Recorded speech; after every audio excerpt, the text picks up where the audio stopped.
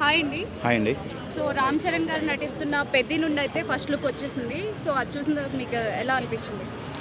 ఇదివరకు ఏ మూవీలో చూడని లుక్ కొత్త డిఫరెంట్ లుక్లో కనిపించింది ఈ మూవీలో.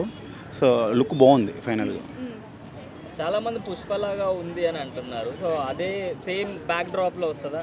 లేదు, పుష్పకి రిలేటెడ్గా అంత దగ్గరలో ఉంది. బట్ ఆ లుక్ వేరు, ఈ లుక్ వేరు. ఈ లుక్లో మన రామ్ చరణ్ సికార్ పట్టుకుని వెలిగించడం, కాట్ ఒకటి, ఐస్లో ఒక డిఫరెంట్ ఒక ఫైర్ కనిపిస్తుంది ఐస్లో. పుష్ప 2లో కూడా అల్లు అర్జున్ గారు సిగార్ పట్టుకొని వస్తారు కదా ఒక షార్ట్లో. సో మరి దాన్ని ఇన్స్పిరేషన్గా తీసుకొని ఏమైనా తీసుకున్నారా?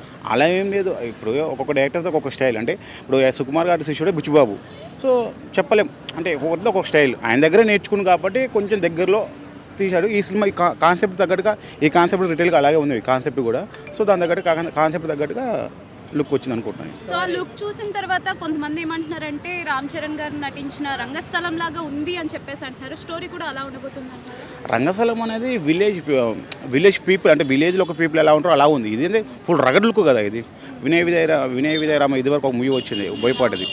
కొంచెం ఆ మూవీలో కూడా రగడ్గా ఉంది. ఈ మూవీలో కొంచెం గడ్డంతో ఫుల్ రగడ్ లుక్ ఉంది. లుక్ వేరు ఉంది. సో దీనికన్నా ముందు రామ్ చరణ్ గారు నటించిన గేమ్ చేంజర్ వచ్చి ఫ్లాప్గా నిలిచింది. సో అదేమైనా ఎఫెక్ట్ చూపిస్తుంది? గేమ్ చేంజర్ అనే ఫ్లాప్ అనేది కొంతమందికి అది సినిమా మంచి గుడ్ మూవీ, సూపర్ మూవీ. అది ఒక మెసేజ్ ఓరియంటెడ్ మూవీ. నాకైతే నచ్చింది. నేనైతే ఫ్లాప్ అనుకుంటలేదు.